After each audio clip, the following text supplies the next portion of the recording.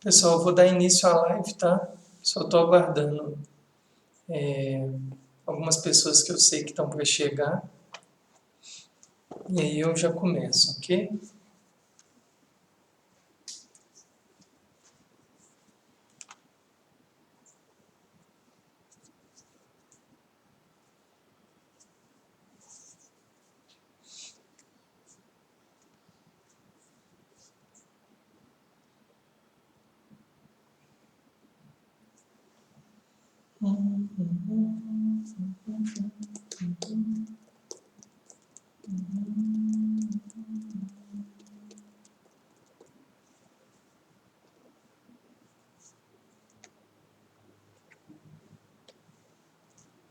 Bem, eu vou dar início, tá? O pessoal vai entrando e qualquer coisa vai ficando para gravação, para vocês verem depois, né? Então, pessoal, só retomando aqui, para quem está vendo essas lives pela primeira vez, o meu objetivo aqui está sendo, nesse período, né, que a gente está passando, eu estou trazendo as aulas, os encontros das aulas de yoga aqui para o Instagram, virtualmente, né? E nesses dias, para quem está acompanhando, depois vocês podem ver lá no feed do De Volta à Natureza, eu estou colocando os temas, né, das palestras que estão acontecendo. E todos esses temas eles estão tendo o objetivo de fazer um link entre a yoga, ou os praticantes, com os não praticantes, né? Ou seja, com as pessoas que estão em casa assistindo, que muitas vezes não tiveram os ensinamentos, não tiveram nenhum aprendizado formal a respeito das respirações dos pranayamas, da meditação, dos ensinamentos à luz da yoga, né, à luz do budismo tibetano. Então, eu estou nessas aulas trazendo, né, essa ênfase de pegar principalmente a yoga e como que a partir dela e dos recursos que tem através dela, como que eu posso estar levando isso para a vida cotidiana das pessoas que não são praticantes e, consequentemente, dos próprios praticantes também, né? As aulas, né, os encontros estão sendo segunda e quarta, das 5 às 6h30 da tarde, né, das 17 às 18h30, e na terça-feira está sendo das 8 horas da manhã às 9h30, e na quinta hoje está sendo de 7h30 às 9h, mas na semana que vem vai ser de 7 às 8h30, tá bom? Então isso aí só para vocês ficarem sabendo, né, sobre os horários, né, que estão acontecendo esses encontros. Então, pessoal, ontem especificamente eu fiz uma live sobre os obstáculos da meditação, né? Segundo esse material que eu já venho mostrando ele para vocês, Kriya Yoga, Insights ao Longo do Caminho, do professor Satchidananda, Marshall Govinda e da sua esposa, Adyan Halumbi, né? Então, esse material de hoje é baseado nesse texto, nesse livro, e ontem eu até fiz uma live sobre isso, mas eu tive muitos problemas de conexão. Então o pessoal falou que não estava conseguindo assistir, e aí, então eu resolvi hoje fazer ela de novo, para ver se hoje eu consigo atender, né, a demanda de quem estava procurando ontem, né? Quando a gente entra nesse tema de obstáculos da meditação, existem algumas questões iniciais que a gente deveria pensar. Acaba que hoje, por mais que eu vou ministrar novamente a mesma aula, eu vou partir de pontos agora um pouco diferentes para até não ficar repetitivo, né, ficar interessante para quem for ver. Então, tem antes de entrar nos 9 obstáculos propriamente dito, o Satchidananda ele faz um comentário que eu já acho bem importante, algumas coisas aqui que a gente deve olhar com uma certa atenção. Ele fala assim, no início do Obstáculos da Meditação: a meditação é uma ciência e uma arte. Quando praticada de modo correto, ela irá criar os mesmos resultados e benefícios para todo praticante. Se fosse apenas uma ciência, porém, a meditação traria os resultados dos prometidos assim que você entendesse o método e o experimentasse. Infelizmente, as tendências da natureza de nossa mente inferior, como a distração, a preguiça, a agitação, o tédio, ou mesmo ou sono, resistirão à prática meditativa. Oi, Kennedy. Bom dia, namastê. Eu comecei agora, viu, Kennedy, sobre o tema de hoje, que são os obstáculos da meditação. Eu só fiz um comentário rápido aqui antes, que ontem eu fiz essa live, a conexão ficou muito ruim, então resolvi fazer ela de novo. Mas como você não fez a aula, né, acaba que entra como uma aula nova, né? Quando o Satchidananda começa a comentar sobre os obstáculos da meditação, quando ele já começa a falar que a meditação é uma ciência e uma arte, esses dois pontos, a gente já tem que começar a ficar bem atento a esses dois pontos.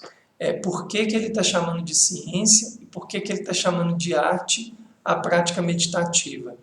Quando a gente fala da meditação, da yoga como uma forma de ciência, é porque se a gente parte do princípio que ciência é uma prática onde eu tenho uma hipótese e essa hipótese ela é passível de ser experimentada para que eu consiga perceber ou descobrir os resultados daquilo, como que funciona, né? Qual que é o comportamento daquele objeto de pesquisa, e aí ao eu fazer essas análises, e aí eu vou chegando em resultados de compreender a mecânica daquilo, eu falo então que eu estou fazendo ciência, né? A partir de uma hipótese eu vou encontrar se aquilo é uma verdade ou não, né? A partir da experimentação, né? A partir da observação do objeto que está sendo pesquisado.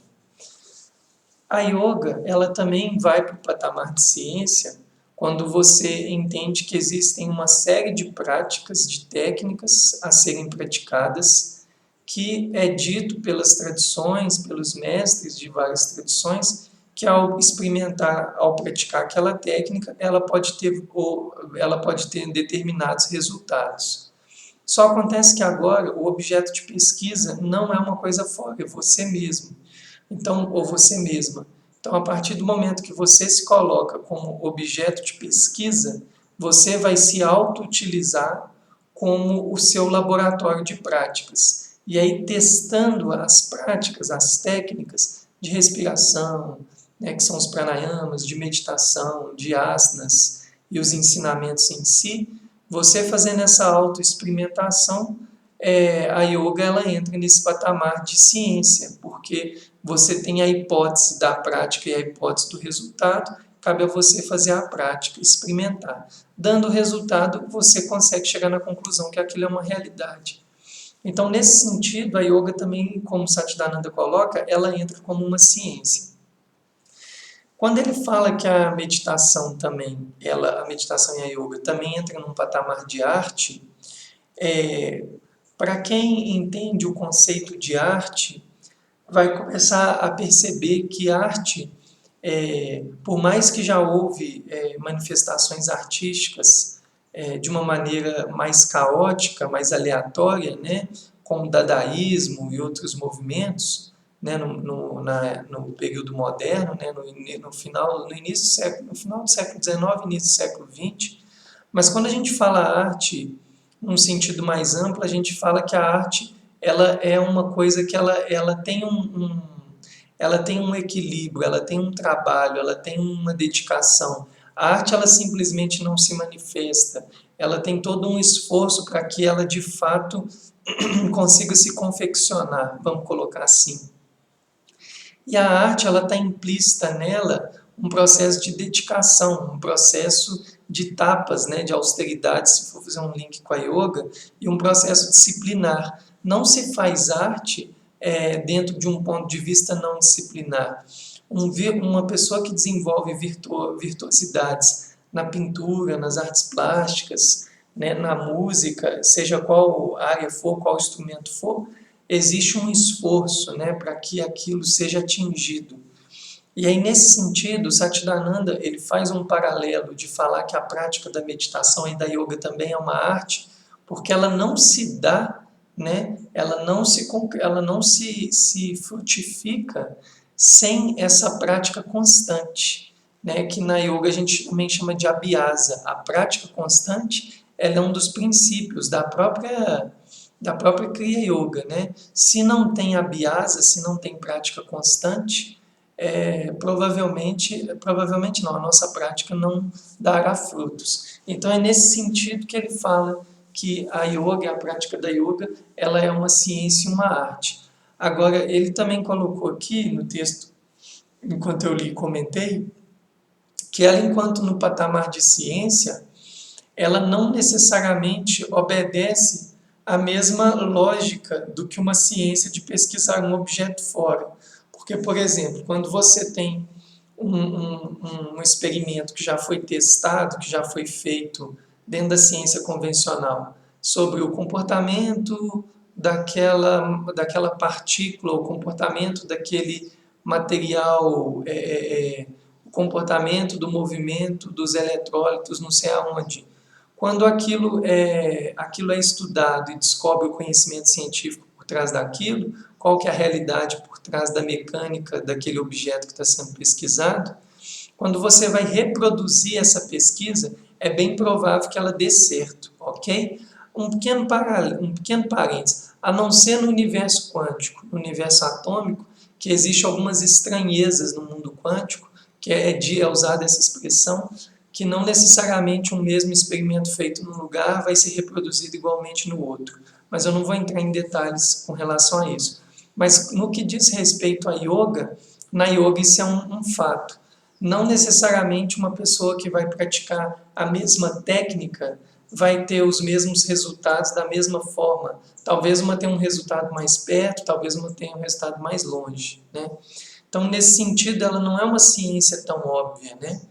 Por isso que a gente fala que os praticantes, é muito importante que eles estejam sempre praticando juntos, porque a gente praticar junto, a gente ter sangha, comunidade espiritual, pessoas que possam estar praticando junto com a gente, é uma oportunidade de a gente estar até mantendo a nossa lucidez, isso é um ponto muito importante, para perceber se realmente aquilo que a gente está fazendo de fato tem algum nível de realidade e é uma forma de estar trocando com os outros, se eles também estão experimentando isso, né?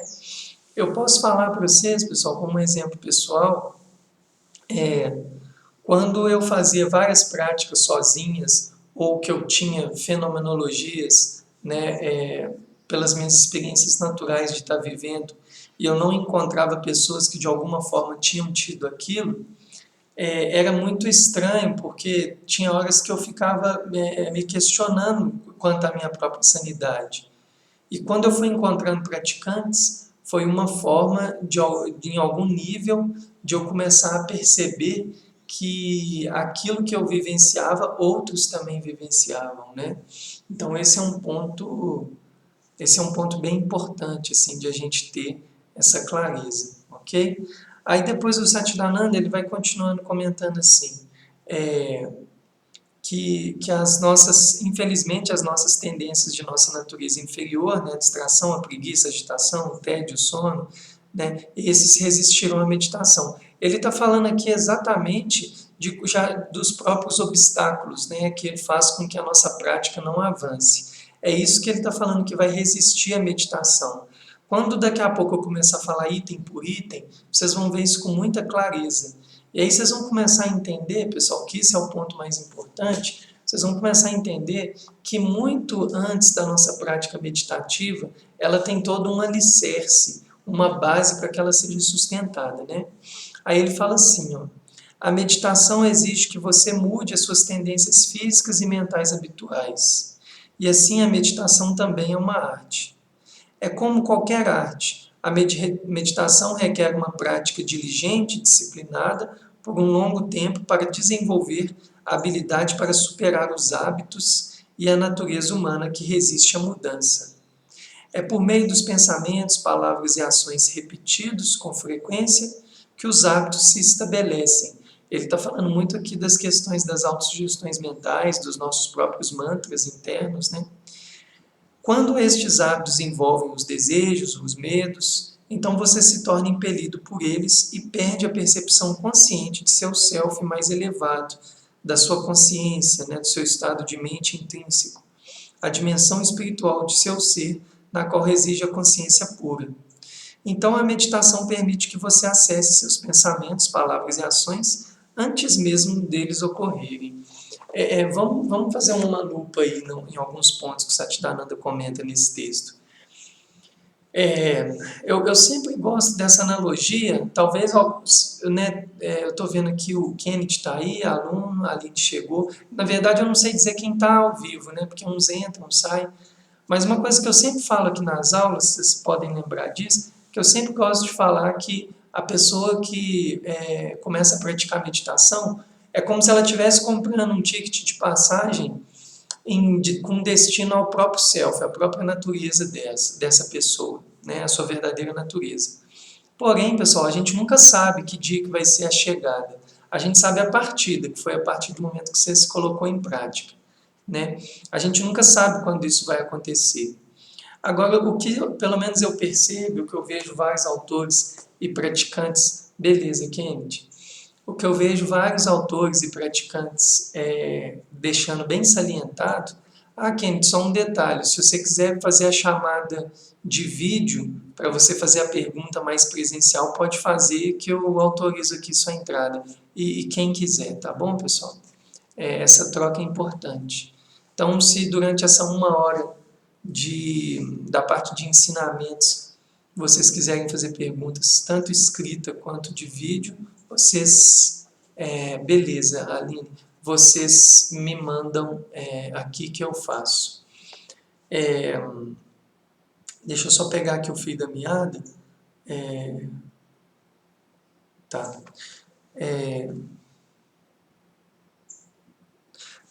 Quando o Satchidananda está comentando aqui nesse texto, ele está falando do seguinte, o que eu estou percebendo aqui conforme a prática é assim, conforme a gente vai praticando, pessoal, a gente vai tendo meio que fagulhas do self, sabe? Fagulhas dessa nossa verdadeira natureza. E essas fagulhas, né, que a gente vai acessando aos poucos, com o tempo, você vai começando a perceber a diferença entre estar no self e estar operando no ego, na autoimagem. A prática, de alguma forma, ela vai apresentando isso aos poucos. Mas o que o Satchidananda está comentando aqui, que é assim, todos esses obstáculos, né, que a gente que vão ser abordados daqui agora para frente, todos esses obstáculos que vão impedir com que a nossa prática avance, eles não são nada mais, nada menos que os obstáculos que impedem com que a gente encontre a nossa natureza, a natureza do nosso self.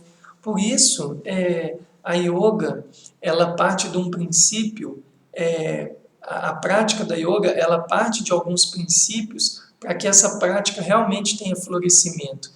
A Kriya Yoga, pessoal, só um paralelo assim, só para vocês entenderem, a Kriya Yoga, além do próprio caminho quíntuplo do Babaji, que é asana, pranayama, meditação, mantra e bhakti, ou do caminho óculo do Patanjali, yamas, niyamas, asanas, pranayamas, pratyahara, dharana, dhyana, samadhi, independente desse arcabouço todo, né, que a gente fala, a Kriya Yoga, a diferença entre a Kriya Yoga e a Ashtanga Yoga de Patanjali é que a Kriya Yoga também parte de um princípio assim, os Shaiva Siddhantas. Essas bases têm que estar na nossa prática, que eles falam assim, que é Vairagya, desapego, Abhyasa, prática constante, aí você pode pensar que é a disciplina também, Tapas, né, que é essa nossa austeridade nas práticas, que a gente vai queimando karmas, a gente vai superando os nossos kleshas e vritris, né, os obstáculos da mente. Vairagya, desapego, Abhyasa, prática constante, tapas e autoestudo. Né? Esse é um outro ponto. O autoestudo é você sempre fazendo esse movimento da ciência da yoga, né? De você se colocar como objeto de pesquisa. E aí, ao você se estudar, você começa a entender como que você se relaciona com o mundo e quando você vê o mundo. A yoga, para mim, ela me ensinou, e o budismo tibetano, a entender que a forma como eu vejo o mundo não necessariamente é a forma como os outros estão vendo. Isso pode parecer bem simples e óbvio, mas na prática não é assim que a gente vivencia. A gente geralmente fica frustrado, rígido, inflexível perante as visões do outro, perante a forma como o outro se manifesta, porque no fundo, a gente também não compreende a forma como o outro olha para a sua própria experiência. E um outro ponto, que é Ishvara Pranidhana, que é entrega. Né? Os Siddhas Yogis sempre falam, não adianta ficar só em Jnana Yoga, né, na erudição. Se não tiver entrega, a prática não floresce. Nesse sentido, pessoal, a gente vai entendendo, eu não sei se vocês estão pegando aí, mesmo que eu dei essa live ontem, eu contei aqui no início do vídeo, porque a live de ontem todo mundo praticamente saiu, porque a conexão ficou horrível. Né? Eu imagino porque eu estava fazendo um vídeo de transmissão ao vivo no YouTube também, eu acho que deve ter chocado, e hoje eu nem fiz para testar. Mas hoje eu já estou indo bem mais específico no texto, ontem eu fui falando por mim mesmo. Né?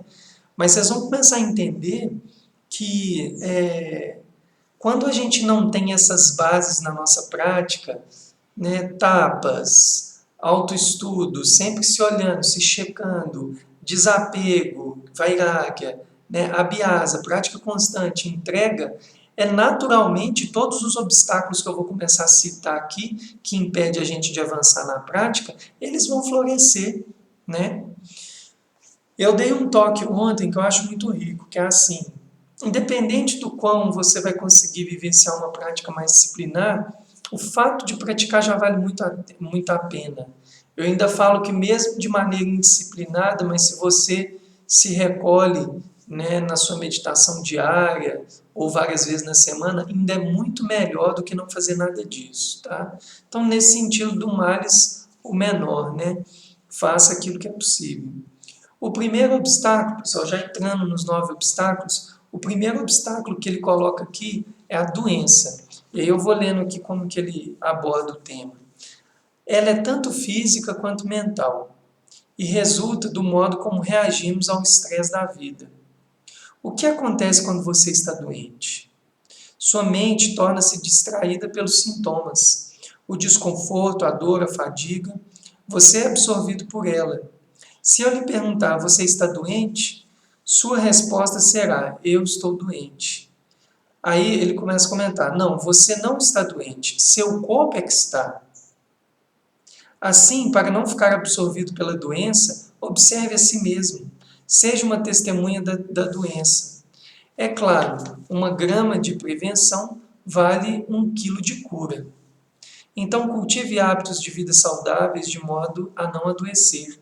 Desenvolva equilíbrio em sua dieta, né, descanso, relaxamento, evite coisas que geram doença emocional, aprenda a soltar-se, desapegar de emoções difíceis diária, desapegue de pensamentos negativos, cultive pensamentos positivos, autossugestões, afirmações para substituir o pensamento negativo. Vou ficar só até essa parte aqui, nessa parte que ele coloca de doença. Ele está comentando aqui, pessoal, eu não sei se vocês pegaram assim, mas eu entendo que o Satchidananda aqui está comentando de um lugar que é um lugar de autocuidado. Né? Quando a gente adoece mesmo, não sei se vocês já tiveram experiência de, por exemplo, ter febre e tentar praticar com febre, ter uma dor lancinante, eu até aponto para o corpo, que é uma dor que eu tive, né? E eu achei muito difícil praticar quando eu tive essa dor. Você ter uma dor lancinante e tentar praticar. Quem já teve essa experiência vai saber que é muito difícil, né? Quando a gente está com esses desconfortos, né, no corpo, é quase impossível um praticante iniciante, eu vou falar até mediano, muitas vezes até veterano, conseguir praticar. Então, o Satchidananda já está começando a falar assim, olha, como a sua prática constante, a abhyasa, é importante, é fundamental que você cuide, né? Cuide para que a sua prática flua. Eu vou dar um exemplo muito prático aqui, pessoal, eu acho que é sempre interessante a gente dar exemplos pessoais, porque eles valem muito mais do que qualquer coisa intelectual, né? Eu vou dar um exemplo pessoal de uma coisa que eu, às vezes, que eu já fiz muito e que às vezes eu faço que eu vejo que atrapalha completamente a minha prática. Eu tenho o hábito, né, de acordar todo dia entre 6h15, 6, 6h15, 6h30 para começar a minha prática. Só acontece que às vezes eu tive o hábito de dormir tarde, ou estar estudando, ou estar assistindo filme, ou estar na internet, coisas do tipo assim. E aí o que acontece? O sono foi ruim, eu acordo cansado, a prática não flui nada, né? A prática ela não tem frutos, a prática ela não se desenvolve. Então, às vezes foi ali uma meia hora a mais na noite anterior que vai prejudicar toda a sua prática no dia. E aí na hora começa, né? Pelo menos para mim começa a nascer um autocuidado, né? Fala assim, poxa, não está valendo essa troca, né? E aí, pessoal, isso pode ter, aí você com a sua própria experiência, você com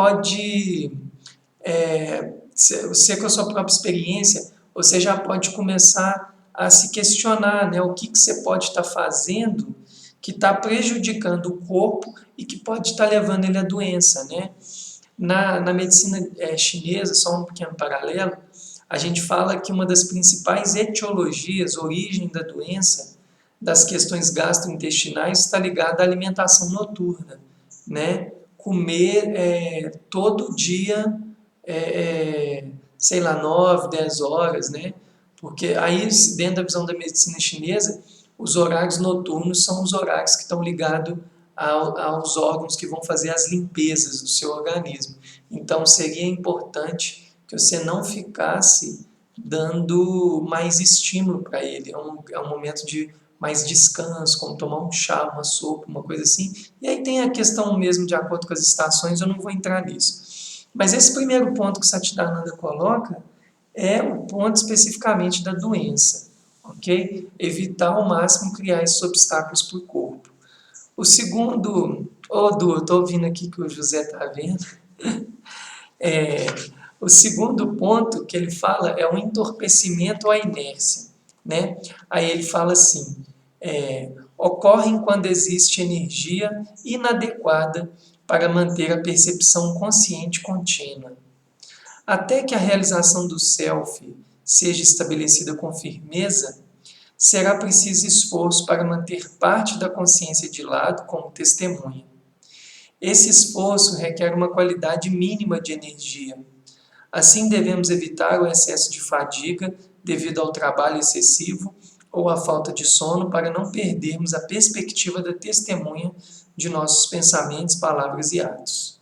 Do mesmo modo que, para superar a doença, precisamos cultivar hábitos de vida equilibrados e saudáveis para manter a energia elevada e evitar as atividades que desperdiçam a nossa energia, como agentes tóxicos, excessos ao falar, comer, assistir muita televisão e trabalhar em demasia. Podemos ter de simplificar nossa vida e nos soltar das atividades ou responsabilidades desnecessárias, né? Ô, Kennedy, se você quiser comentar por vídeo o que você achou interessante, pode comentar, tá? Que às vezes é rico assim essa troca. O entorpecimento, a inércia, pessoal, é a perda de energia verdadeira. Daqui a pouco vocês vão ver que dos obstáculos que eu vou citar, entre os 9 obstáculos, é a preguiça. A preguiça vai ser colocada aqui pelo Satchidananda como uma aparente falta de energia, mas ela é psicológica, ela não é real. O entorpecimento é uma perda de energia real, né? Isso é bem interessante. Assim, eu vou dar um próprio exemplo pessoal também. Pessoal, manter a coluna ereta tem que ter energia, tá? Se você estiver cansado na hora de meditar, você vai dar altas pescadas, você vai dar altas... Tem horas que isso acontece por outros motivos, ok? Até mesmo energéticos e tal. Mas tem uma coisa que é falada também na yoga, que é assim, quando a gente tenta manter a nossa mente muito concentrada, dharana, e também a prática de pratyahara, retração de sentido, acontece um fenômeno interessante, que a pessoa que antes jogava a energia dos seus sentidos todos para fora, ela passa a jogar essa energia toda para dentro. E a pessoa, comumente, ela não tem sustentação para receber esse tanto de energia interna, porque a vida inteira ela ficou muito distraída ou ele ficou muito distraído. Quando a gente começa a ativar essa energia interna, a gente vai ativar os nadis, né? Sushumna Nadi, vai despertar a energia de Kundalini. No início, os praticantes costumam sentir dores que vão surgindo, né, do nada, esses entorpecimentos, a pessoa vai cansando, a pessoa vai dormindo. Nesses anos que eu venho praticando e venho orientando também, eu percebo isso muito em alunos iniciantes, que têm muito sono, né? Então, esse ponto aqui do entorpecimento, da inércia, ele está muito ligado também ao primeiro obstáculo, a doença, porque se você vai descuidando, né, da sua alimentação, dos seus cuidados, você naturalmente vai perdendo energia e isso vai começar a interferir na sua prática direta.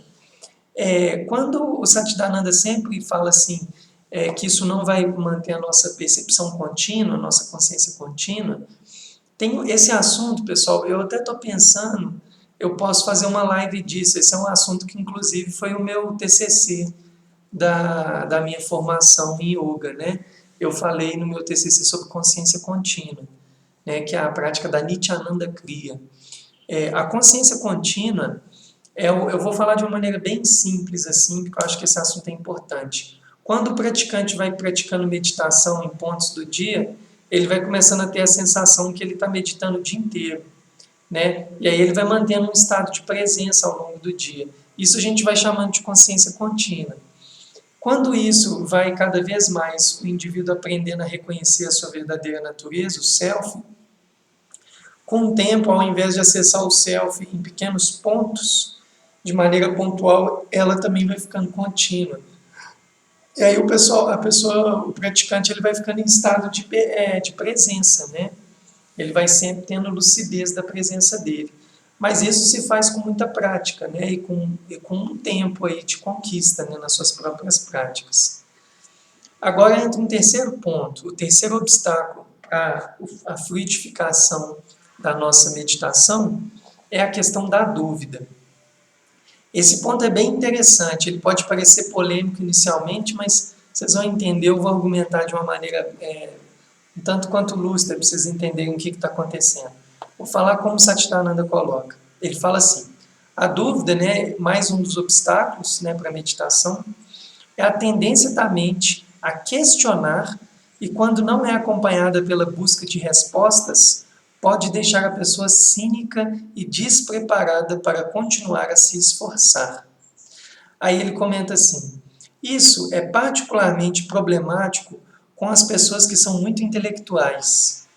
Mesmo quando recebe uma resposta satisfatória, seu intelecto gosta de duvidar pelo prazer de duvidar. Seu intelecto obtém muita satisfação do jogo de questionamento e busca de novas fontes de estímulos. As dúvidas podem ajudar a pessoa a fazer boas perguntas, mas muitas vezes é preciso ser paciente antes de conseguir encontrar a resposta. Assim, escreva suas dúvidas sob forma de perguntas claras e busque oportunidades para encontrar as respostas com seus professores, com os textos sagrados ou durante a meditação. Então, pessoal, esse aspecto da dúvida aí, ele é bem importante de a gente colocar. Eu vou colocar aqui de uma outra forma também, que eu acho, pelo menos para mim, que eu fui entendendo muito, quando a gente... Um ponto que eu acho assim, que é importantíssimo ficar claro aqui, a yoga, o budismo, quando praticado de uma maneira idônea, conforme as verdadeiras tradições desses grandes mestres, elas nunca foram sectárias, elas nunca foram doutrinatórias no sentido de você tem que acreditar cegamente no que está sendo falado. Um exemplo que eu gosto muito é do próprio Shakyamuni, o Buda estoico, quando ele, ao chegar, uma das histórias contada no Buda Dharma, que é a história toda da vida do Buda, né? Que o Shakyamuni ele chega numa vila, numa comunidade, para dar ensinamentos para um pessoal. E aí o pessoal dessa comunidade fala assim para ele, mas como que eu sei se eu posso acreditar nos seus ensinamentos? Porque toda hora vem pessoas aqui a dar ensinamentos para a gente, trazer ensinamentos novos, né? E a gente nunca sabe quem está falando a verdade, quem está falando mentira, quem que é um verdadeiro mestre ou não.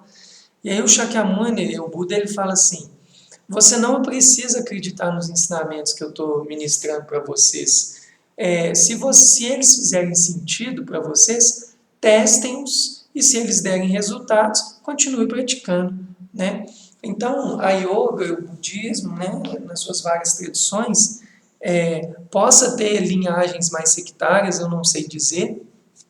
Eu conheço sim um sectarismo muito no mundo ocidental, isso é muito forte, e também alguns sectarismos de algumas tradições hinduístas eu sei que existe. Mas as tradições como o budismo tibetano, o budismo zen, o Shaiva Siddhanta, né, não são tradições sectárias, né? Eu falo isso por estudar há vários anos e perceber que tem esse ambiente de troca, né? Então, o que eu estou falando aqui não é que você não pode questionar, que você não pode refletir, não é nada disso. Pelo contrário, isso é encorajado para que a gente pratique. O grande problema é esse ponto que o Satchidananda comenta, quando o indivíduo ele começa a entrar no questionar pelo questionar. Então, a gente vai ver muitas pessoas que ficam querendo teorizar a meditação, refutar a meditação, a prática, mas elas sequer se colocam a praticar, né? Por isso que eu gosto muito daquela frase do Pierre Weil, que eu vivo sempre citando, que ele fala assim, que a diferença entre um cientista e um yogi é que o cientista observa um elétron, o yogi é o próprio elétron. Então, o que as pessoas precisam começar a entender, pessoal, que essa coisa chamada de revolução espiritual, que o Ciro Gobindo citava isso desde do início do século XX, essa revolução espiritual é que a gente vai começar a perceber que existe uma ciência externa e uma ciência interna acontecendo ao mesmo tempo. E esse é o discurso da yoga, esse é o discurso do budismo, né? Eu falo que, no meu ponto de vista, eu acredito que a ciência do futuro vão ser cientistas e yogis. E ao mesmo tempo que o cara lá ele é um biotecnólogo, ele é um praticante, ele vai entendendo a coisa interna e externa operando, né? A mecânica quântica está caminhando para isso, né? Quando a gente fala da experiência da dualidade onda-partícula, né?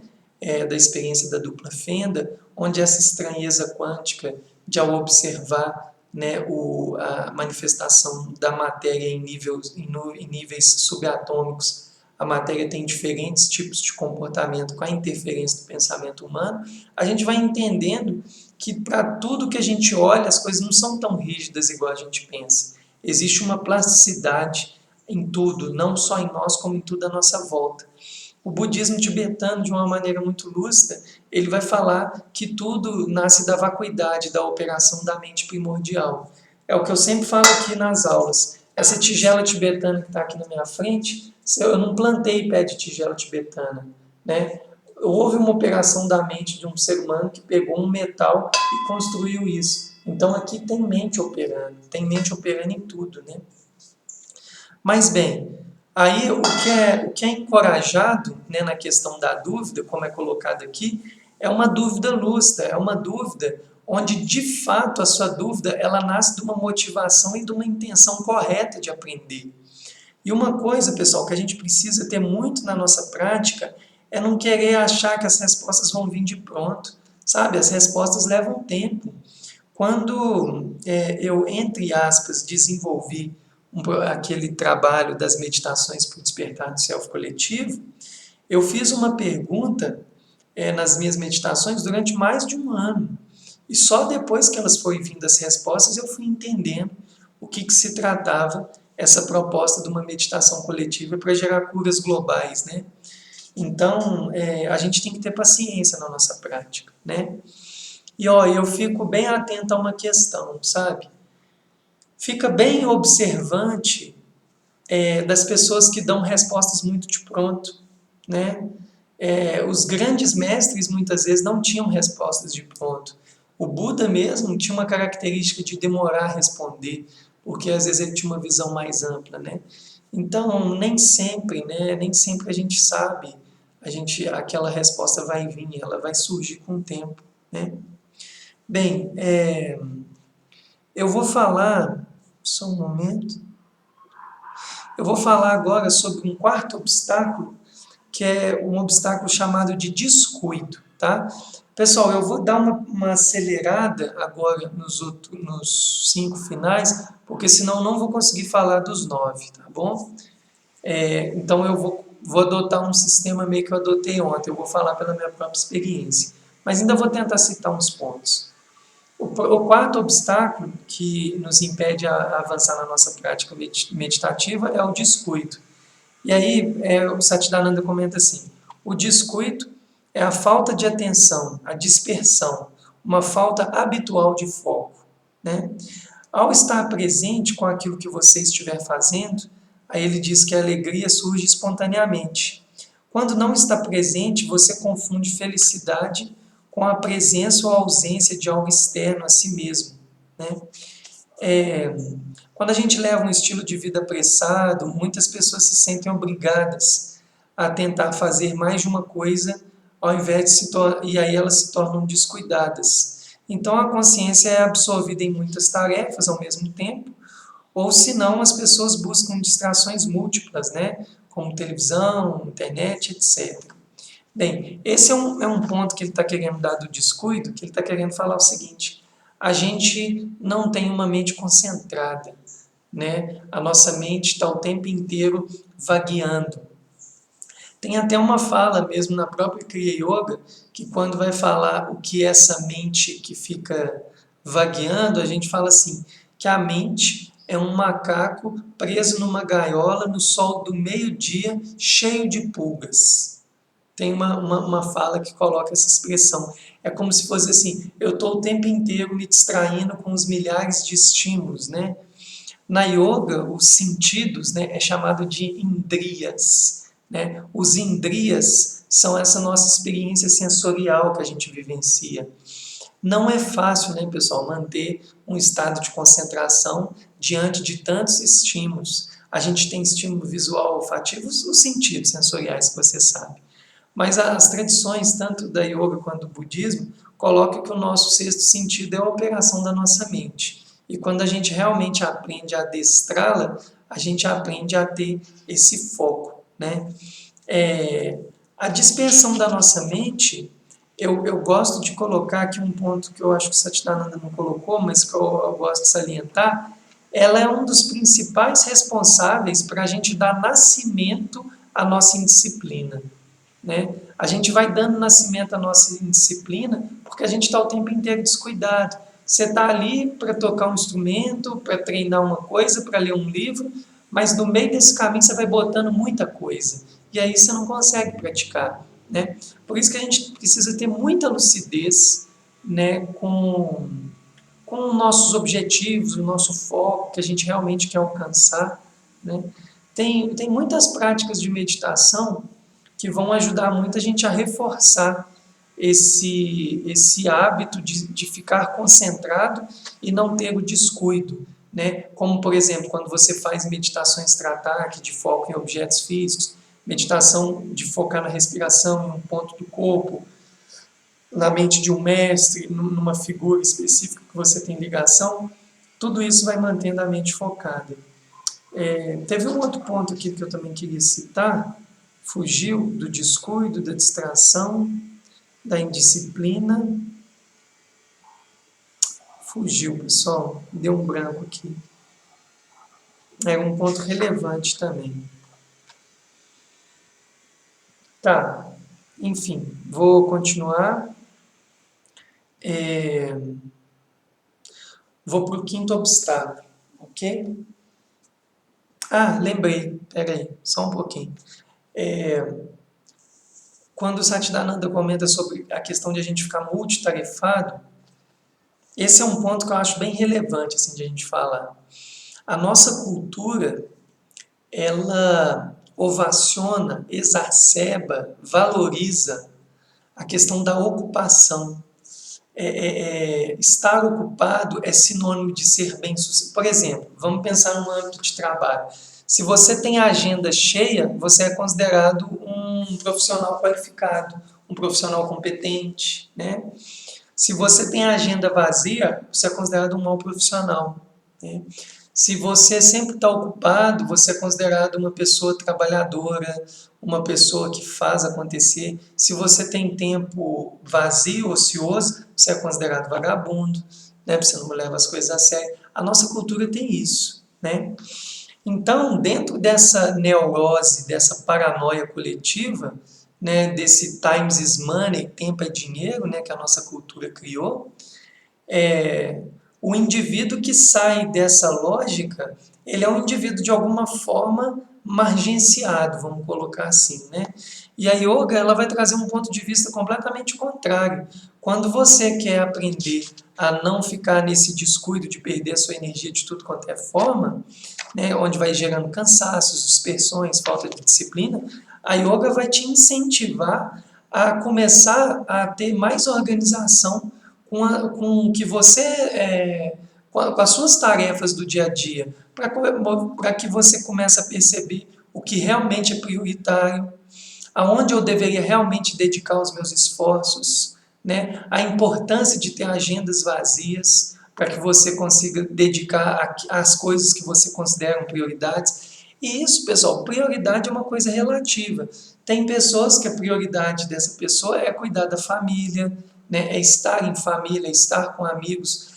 Os praticantes vão priorizar muito, além de uma presença nas suas relações, eles vão priorizar também muito a questão das suas práticas, né?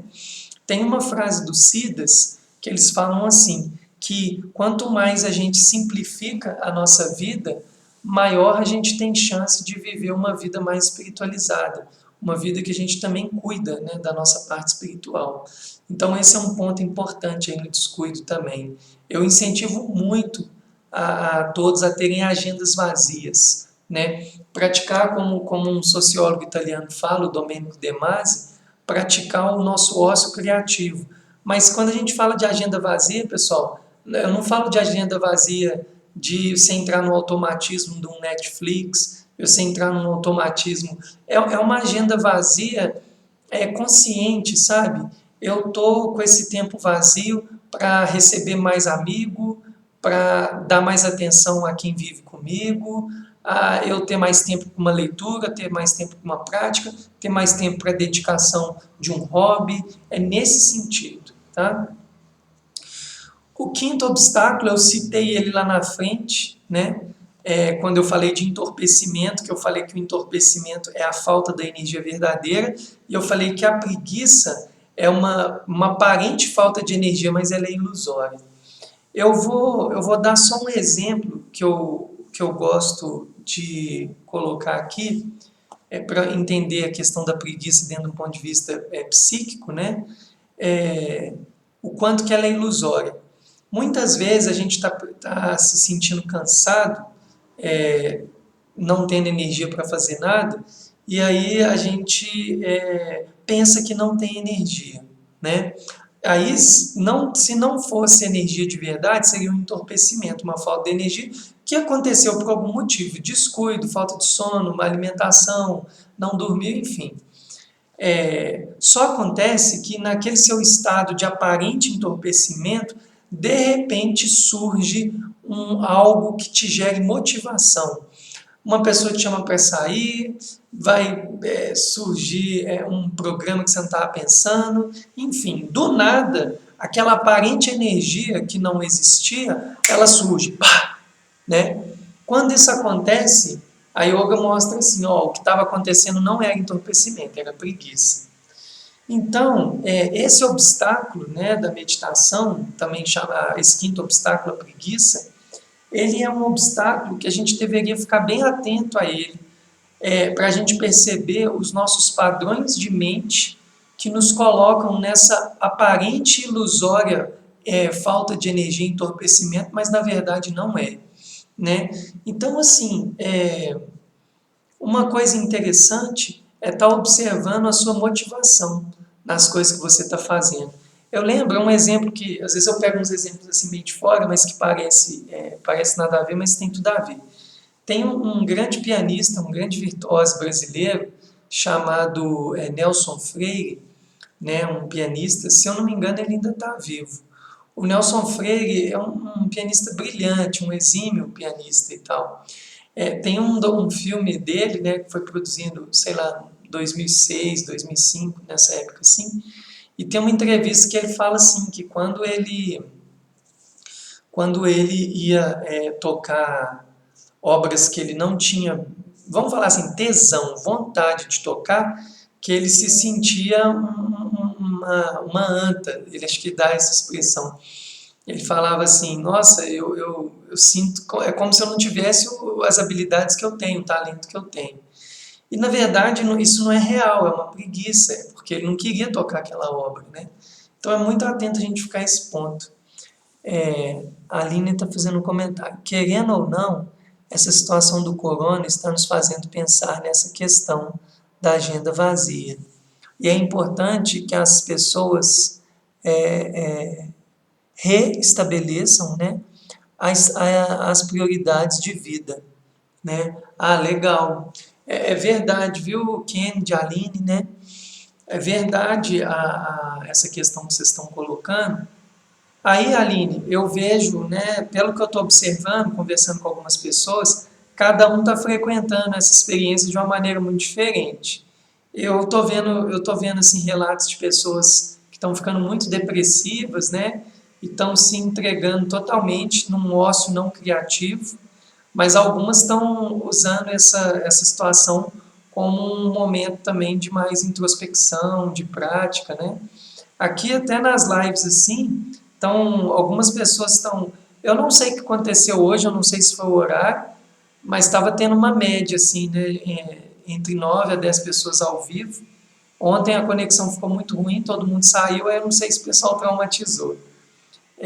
Mas eu estou notando o seguinte, muitas pessoas que estão assistindo quase todas e já estão começando a colocar suas práticas em casa, né? Ou estão me mandando mensagens também. Eu, particularmente, falando pela minha própria experiência, eu estou tendo essa experiência de algumas pessoas que estão fazendo com que esse momento seja um momento fértil de treinamento, né? De praticar também.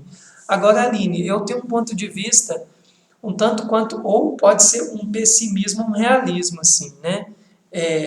Pensando que desde muito tempo muitos chegarão, poucos praticarão e quase nenhum florescerá, eu vejo que vai florescer quem praticar mesmo, né? Quem a ficha cair, quem se permitir. É uma coisa que eu e o Kennedy, aproveitando que ele está ao vivo aqui, eu e o Kennedy já conversou muito disso em aula, né, Gafanhoto Dourado, que a gente troca umas ideias sobre um ponto assim, que às vezes as pessoas não se dão tempo para perceber o fruto daquela prática. Eu vejo, por exemplo, quando a pessoa me procura para uma aula experimental de yoga, eu vou ser bem sincero, pessoal, eu nunca concordei com essa expressão de aula experimental. Né? Não existe consulta de médico experimental, consulta de psicólogo experimental, né? Não existe isso. Mas isso virou uma cultura a tal ponto que quando você se posiciona dessa forma, as pessoas entendem até como arrogância, né? Mas enfim, eu não concordo também porque eu não acho que em uma aula a pessoa vai de fato entender o que está acontecendo ali ou mesmo sentir. E a conexão, ela pode ser um pouco, às vezes aquela, mas não bateu o santo e tal, às vezes pode ser equivocado, sabe? Às vezes quando você se permite um pouquinho mais, às vezes a coisa chega. Então uma coisa que eu e o Kenny já comentou muito, que às vezes leva tempo para, de fato, a pessoa, as fichas começarem a cair diante daquilo que está sendo apresentado. Por isso que eu sempre falo, a escolha lúcida, ela tem que ser antes. Antes de você fazer um movimento de ir até um médico, até um psicólogo, até um professor de yoga e tal, faça uma boa análise do que você está escolhendo, uma escola de música, no caso do Kendi. Olha bem o lugar que você investiga, analisa, pergunta. Né? O dever de casa tem que ser feito antes. Agora, a partir do momento que você fez uma escolha, é importante se permitir. Né? Eu fico vendo muito isso no universo das terapias, né? Na hora que o ouro, que a coisa está começando a acontecer, a pessoa cai fora, né? Então, eu acho que realmente as pessoas só entendem a prática quando elas realmente se permitem por um período praticarem, né? Eu falo que se eu realmente tivesse praticado a Kriya Yoga uma semana, um mês, eu realmente falo que eu não teria visto nenhum vislumbre do que eu vejo hoje. É uma coisa que uma vez eu falei com uma pessoa que veio no espaço, né, que me questionou na época, que eu ainda não tinha lido o Autobiografia de um Yogi. Na verdade, é um livro que eu nunca li ele incompleto, eu sempre li uns pedaços, né? E ele achou muito um absurdo eu nunca ter lido essa obra, né? Que é uma obra de referência para Kriya Yoga. E ele era um Kriyaban iniciado. Eu perguntei para ele, e desde que você foi iniciado há vários anos, por quanto tempo, né, você praticou? E a pessoa falou assim comigo, não, eu nunca pratiquei. E aí o que eu falava para a pessoa, bem, eu não posso ter lido esse livro, mas desde o dia que eu fui iniciado, eu pratico há vários anos diariamente isso. E uma coisa eu percebo, é, se você já está desmotivado em praticar uma coisa que você nem sequer colocou o pé dentro d'água, eu não entendo de que lugar a pessoa realmente acha que está entendendo alguma coisa. Porque praticando muito, né, ou médio, eu percebo que eu ainda não entendo nada. Né? E quando eu falo não entendo nada, pessoal, é quando eu penso nos grandes siddhas da prática, que é praticar as virtudes. Falando dentro do aspecto da Kriya Yoga, dos yamas e dos niyamas. Quando eu vejo que ainda me falta amor, compaixão, paciência, perseverança, generosidade, equanimidade, contentamento, quando eu ainda vejo eu caindo em várias armadilhas, eu percebo que a minha prática ainda não floresceu. É simplesmente isso, sabe? Quem a gente fala concordo 100%, mas as pessoas estão muito viciadas em querer tirar vantagens em tudo. Muitas vezes a aula experimental é mais pela sensação de tirar vantagem de algo que pode ser de graça, do que ver se gosta do professor ou não. Infelizmente existe essa motivação incorreta, né Kennedy? Mas enfim, a gente vivencia esses processos. Ô, pessoal, eu vou dar uma acelerada aqui, tá? Senão eu não vou conseguir entrar na meditação com vocês. Vou falar de uma maneira bem rápida, assim. Sexto obstáculo, sensualidade. O sexto obstáculo, eu vou ler essa mensagem, tá, Kennedy, que você soltou agora. O sexto obstáculo, a sensualidade, está ligado ao nosso processo de apego aos nossos desejos, né? E como na yoga, né, ao invés de você aprender a desapegar a vairagya dos seus desejos, pessoal, só um negócio. A live vai sair aqui nos próximos segundos, eu vou ter que abrir uma outra, tá? Eu vou encerrar aqui rapidinho para abrir a outra, que ela já está dando contagem regressiva por causa do tempo, ok?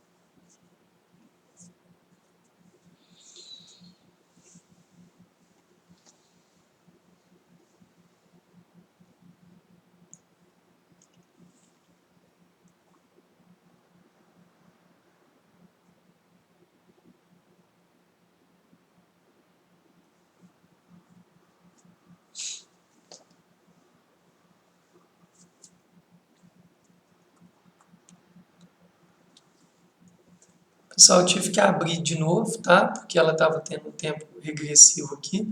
Ô, Kennedy, se você puder de novo me mandar a sua última colocação, eu acabei perdendo ela, porque eu tive que encerrar a live e aí eu não li antes, tá? Se você puder mandar, eu quero ler ela aqui, porque esses compartilhamentos são importantes. Falando de novo do sexto obstáculo, a sensualidade, a Kriya Yoga, quando a gente vai falar do desapego, né? Geralmente os nossos desejos e apegos, como a gente está muito fixado a esses, a gente ao invés de desapegar, a gente encoraja a se apegar a eles, né? A gente faz a prática contrária, a nossa indulgência. Eu vou dar uma explicação bem rápida sobre desejo e apego. É uma coisa que eu acho mais lúcida para a gente entender de uma forma mais rápida.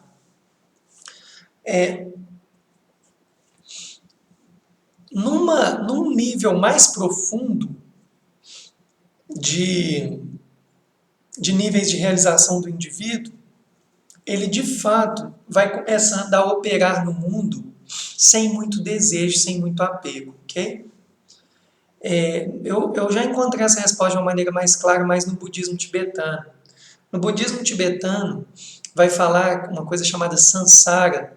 Samsara é um estado, é como se fosse um software, onde a sua mente ela fica operando baseado numa coisa chamada 12 elos da originação interdependente, que isso vai fazendo com que você, de alguma forma, sempre está criando sofrimentos para você e para os outros, porque a sua visão ainda, a sua forma de atuar no mundo com a sua mente, ainda é baseado em níveis de ignorância, que a gente chama de avidya.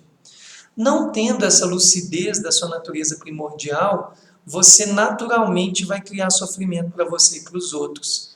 Então, esse software instalado na nossa forma de agir, pensar, né, faz com que a gente não saiba não operar no mundo sem desejar. Tá? Existe um outro software, que é quando o indivíduo ele opera com a mente dele a manifestação das ações dele no mundo fora do samsara. Isso seria, ele parte da própria vacuidade, da própria natureza da mente. Então, ou seja, ele diante de um objeto, né, que traz um apego, um desejo, ele consegue olhar para aquilo na sua raiz, entender como que aquilo tudo vai trazer consequências negativas para ele, para os próximos e para os outros. E aí o indivíduo consegue manifestar de outra forma. Porém, na yoga a gente vai falar também, né, que os nossos desejos, né, a palavra desejo também vem kama, né, por isso que tem Kama Sutra, os versos do desejo, né, são os versos, né, da prática do desejo. O desejo é importante a gente entender também as nossas limitações. A gente não tem que sair, não é porque hoje eu entendi que a mente dos Budas, operando através da vacuidade da verdadeira natureza da mente, ou dos grandes Siddhas Yogi, operando, né, da natureza primordial do Self, que a partir de hoje, então, eu vou reprimir, eu vou cortar todos os meus desejos. Desse jeito, pessoal, comumente nós vamos fazer uma prática de rinça, de violência com nós mesmos, a gente vai se propor uma coisa que a gente não dá conta, e o resultado vai ser frustração, perda de energia, enfim, a gente não vai conseguir. Então, o processo do caminho do meio dessa história toda é você começando a perceber quais desejos na sua vida vêm te trazendo sofrimento. E também entender que existem desejos ou aspirações, se for usar assim, que elas não são motivadoras de causas de sofrimento. Talvez você buscar o seu desejo de organizar a sua vida material, financeira, uns pode ser por puro apego e necessidade de controle e medo da escassez, e outros pode ser simplesmente para construir uma vida digna, né? Os yogis, os budistas, não vão desincentivar uma vida digna, ok? Então vamos tomar bem cuidado com isso. Mas quando a gente fala então que a sensualidade, os apegos aos desejos, né, o ficar reforçando esses apegos e desejos negativos que nos impedem de evoluir na prática, ao invés de aprender a desapegar deles, é um obstáculo, é nesse sentido que a pessoa fica muito polarizada naquilo que ela se apega, tá bom? O sétimo obstáculo é a questão da percepção falsa, né? É o que a gente fala, é o que o Patanjali fala, que é não ver o objeto na sua verdadeira forma. A percepção falsa, pessoal, ela está muito ligada aos nossos julgamentos, a não querer olhar para as coisas como elas realmente são, né? Então, por exemplo, quando a gente vai meditar, é muito comum, o yogi, ele é uma pessoa que vai frequentando o mundo inconsciente dele de uma maneira até consciente com o tempo, né? Porque ele vai tendo acesso a coisas. É muito comum que quando a gente vai praticando, a gente começa a entrar em contato com coisas que que são difíceis, coisas da nossa natureza sombria, vamos colocar assim, que a gente inicialmente não daria conta de admitir. Então, nesse momento, é muito comum o praticante que não dá conta de olhar para as próprias sombras, ele criar falsas percepções sobre as coisas que estão acontecendo, né? Quem acompanha o meu IGTV aqui no Instagram, esses dias vocês devem estar notando que eu não estou postando, é porque na verdade o IGTV não está dando upload, eu não sei se é tráfego, então eu estou jogando mais no canal do YouTube. Mas quem está acompanhando, eu tenho muitos vídeos lá onde eu vou pegando trechos de um budista chamado Shogyan Trungpa, de um livro chamado Além do Materialismo Espiritual, que eu tenho vários vídeos falando sobre auto-engano, armadilhas na prática espiritual, que eu vou colocando pontos justamente ligados a essas falsas percepções que nos impedem muito de avançar na prática. Eu encorajo muito a vocês verem esses vídeos, que estão sempre linkados com uma prática no final, como tudo que eu estou fazendo aqui, né? Então esse seria o 7º obstáculo. O 8º obstáculo é o fracasso em atingir chão firme, né? É quando existe falta de paciência e perseverança na prática, que de alguma forma foi o ponto tocado antes, né? Construir um chão firme para a prática é ter disciplina, pessoal. Se não tem disciplina, paciência e perseverança com as questões que você está tentando desvendar, de se autoconhecer, a prática ela fica desmotivada e desencorajada. Por isso, a rotina assada, né, da prática diária, ela é a base para a gente realmente conseguir fazer com que a nossa prática floresça. Então, se não tiver paciência e perseverança, essa vai ser, com certeza, um grande obstáculo para a nossa meditação. E o último obstáculo é a questão das instabilidades. As instabilidades, você pode entender como a instabilidade em todos os aspectos. É a instabilidade física, né, do não cuidado, é a instabilidade emocional, é a instabilidade mental. E eu gosto de falar muito assim, é a nossa instabilidade em lidar diante das transitoriedades da vida, das impermanências da vida, né? Quem realmente tem a coragem de enfrentar a vida e perceber que tudo é impermanente, percebe que a vida é uma onda, né? A vida é cheia de altos e baixos. Por mais que muitos de nós fiquem tentando ao máximo encontrar seguranças, né? Eu viro concursado público, o meu salário é fixo, é isso, é aquilo, etc. Nós não temos garantia de nada, né? Bilionários morrem de doenças terminais, sendo que a economia deles não pagam nada, não existe economia para curá-los, né? Eu não estou desencorajando de novo a nós não termos dignidade, reservas, eu não estou desencorajando a isso, mas eu estou desencorajando a alimentar essa ilusão que você realmente está seguro.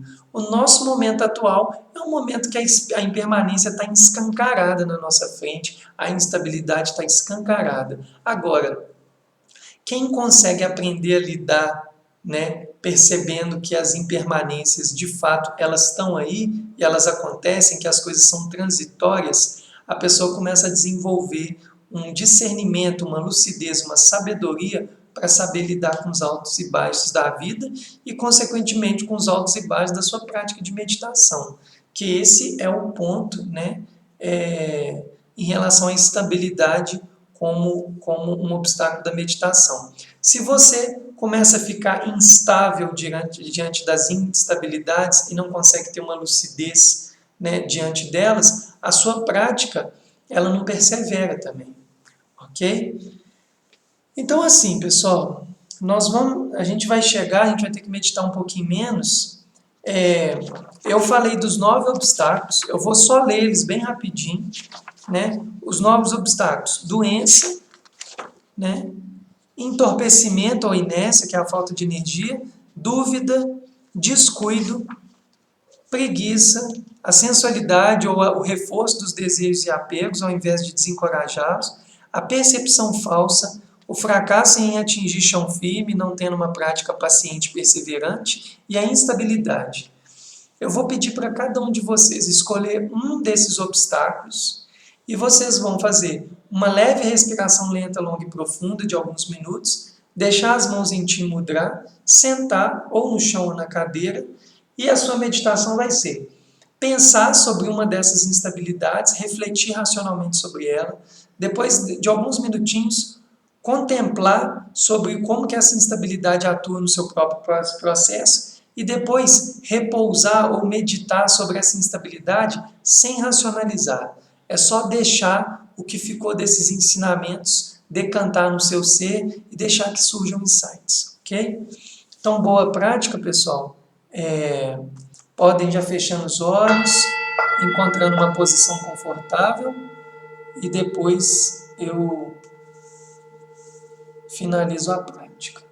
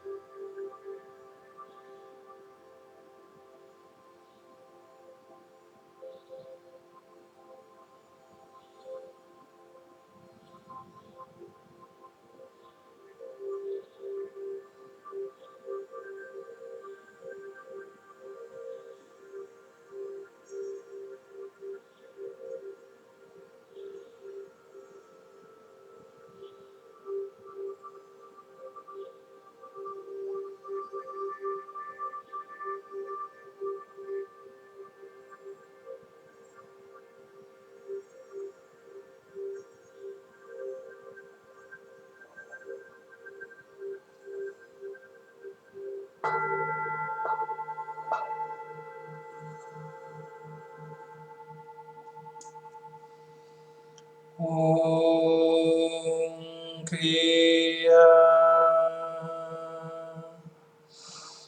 Babaji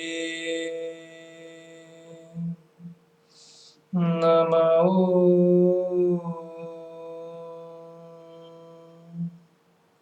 Que as bênçãos dessa sadhana, que toda a sabedoria, toda a lucidez geradas aqui hoje, vá até o coração dos que ainda não se despertaram, dos que estão na iminência de se despertar, dos que já estão despertos, e que essa energia faça com que todos encontrem a felicidade, encontrem as verdadeiras causas da felicidade, superem o sofrimento, superem as verdadeiras causas do sofrimento, manifestem sua lucidez de maneira instantânea e natural, superem todas as suas estruturas kármicas, seus sanskaras ou marcas mentais, e que a sua principal motivação seja levar benefício para todos os seres desse planeta, e que essa seja a sua principal fonte de alegria, energia e entusiasmo. Assim seja, assim será. Namastê.